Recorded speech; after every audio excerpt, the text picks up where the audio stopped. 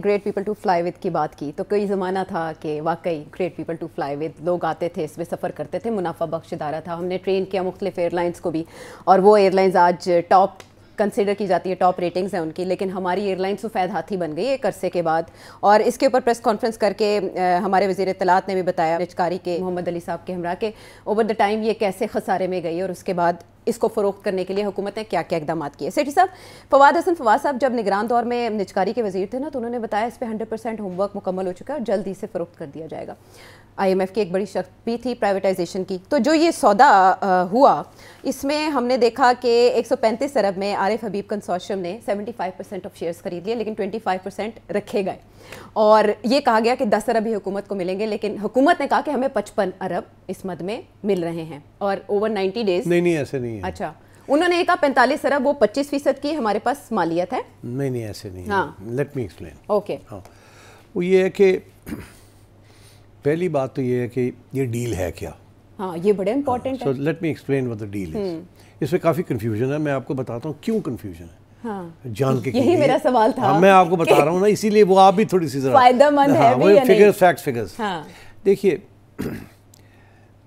پچھلے سال جی 10 ارب روپے کی بڈ لگ رہی ہے. جی، وہ ایک بڑی ہاں پراپرٹی ٹائکون جو بھی تھے 10 ارب روپے کی بڈ. جی، تو شور پڑ گیا یہاں 10 ارب روپے ساڈا دیکھ جہاز جڑا ہوا اینے دیتے اور زمین انی ہے اور یہ ہے اور وہ ہے. تو گورنمنٹ نے سوری کر کے واپس کر دیا. اور نے سوچا اب کیا کریں، 10 ارب مل جائے تو اس سے بہتر کیوں نہیں مل سکتا ہمیں کچھ.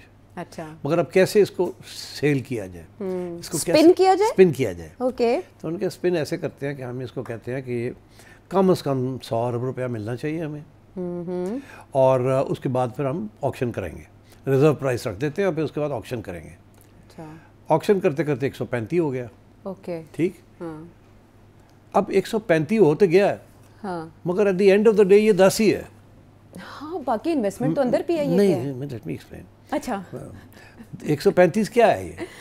135 یہ ہے کہ خریدنے والے لوگ 135 دیں گے، جس میں سے 90-92% گورنمنٹ جو ہے واپس ان کو دے دے گی.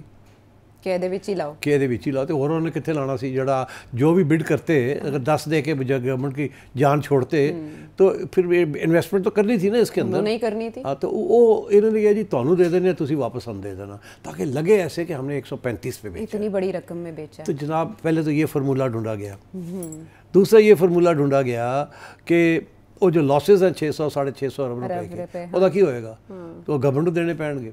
تو اگر آپ نے کمپنی کے اندر رکھ دیے تو کوئی خریدے گا کوئی نہیں، بیکاز ہم کیسے دیں گے، ہمارے اوپر تو کیسز ہو جائیں گے. انہوں نے کہا جی نئی کمپنی بنا دیتے ہیں، ہولڈنگ کمپنی بنا دیں، یہ سارے کا سارا لاس ہم اٹھا کے تو گورنمنٹ کے کھاتے میں ڈال دیتے ہیں. اچھا، یہ گورنمنٹ اس کو دے گی.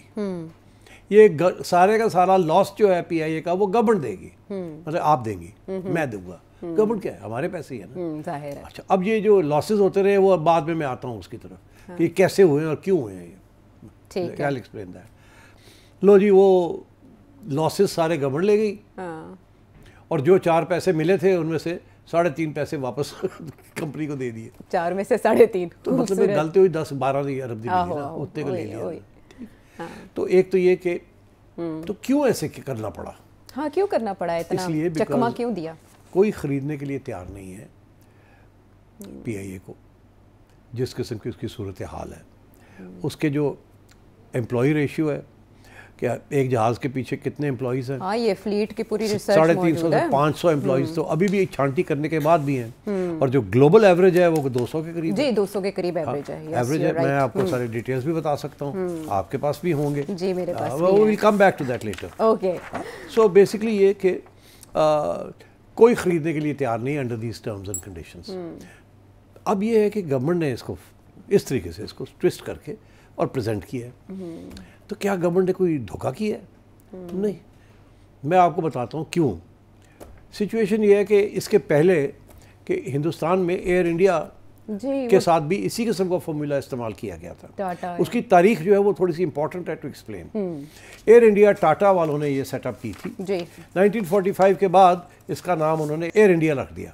ٹھیک ہے. 1951 میں یہ 53 میں میرا خیال ہے 1953 پہلے یہ ٹاٹا ایئر لائن تھی جی پھر پارٹیشن کے بعد اس کو 1953 میں میرا خیال ہے ایئر انڈیا کر دیا جی اچھا اس کے بعد یہ چلتی رہی مگر 94-95 میں انڈین گورنمنٹ نے ایک پالیسی ڈیسیجن لی کہ اب ہم پرائیویٹ سیکٹر میں بھی اس کو کریں گے اچھا اور 53 میں اس کو نیشنلائز کر لیا گیا تھا اور اس وقت انڈیا کے اندر میسو نیشنلائزیشنز ہو رہی تھیں جی وہ رشین ماڈل فالو کر رہے تھے سوشلزم کا بائی دا وے جو بھٹو صاحب نے بھی میں بھی یہی پوچھنے والی تھی انڈیا میں پہلے یہ ہو چکا تھا تو ٹاٹا کی ایئر لائن کو انہوں نے نیشنلائز کر لیا تھا 1994-95 میں فیصلہ ہوا کہ اور ایئر لائنس کو پرائیویٹ سیکٹر میں اب اجازت دیں گے کمپٹیشن ہونی چاہیے جب یہ ہوا تو اس کے بعد ایئر انڈیا یہ کمپیٹ نہیں کر سکی یہ نیشنلائز سیکٹر تھا پبلک سیکٹر تھا اور وہ جو تھے پرائیویٹ سیکٹر تھے private sector more efficient more profit oriented more high productivity تو یہ نمک ڈول ہو گئی بیکاز اس کو سبسڈی کے بغیر یہ زندہ نہیں رہ سکتی تھی تو پھر کیا ہوا اس کے بھی لاسز بننے شروع ہو گئے جو کہ حکومت اور انڈیا کو دینے پڑ رہے تھے ٹھیک ہے پھر انڈین ایئر لائنس بھی ایک اس وقت انڈین گورنمنٹ کی ایک اور ادارہ تھا اس کا نام تھا انڈین ایئر لائنس وہ بھی نیشنلائز گورنمنٹ کی تھی وہ گورنمنٹ نے سیٹ اپ کی تھی اور اس کو اس کے ساتھ مرج کر دیا گیا تاکہ اس کا خیال تھا کہ وہ شاید تھوڑی سی پروفیٹیبل ہے اور یہ انپروفیٹیبل ہے تو مل جائیں گے تو شاید اوور ہیڈز کم ہو جائے اور یہ کام چل پڑے اچھا مگر پھر بھی یہ کام نہیں چل پڑا اور 2012 سے لے کے 2020 تک ٹھیک 21 تک 2020-21 تک کوئی $4 ارب کا نقصان ہو چکا تھا جو گورنمنٹ کی جیب سے جا رہا تھا اچھا $4 ارب یعنی بہت کوشش کی کروڑ نہیں وہ ان کے کروڑ اور ہمارے کروڑ میں بڑا فرق ہے نا عائشہ ان کا کروڑ جو ہے وہ ہمارے 3 کروڑ ہے ان کا 1 کروڑ بنتا ہے جی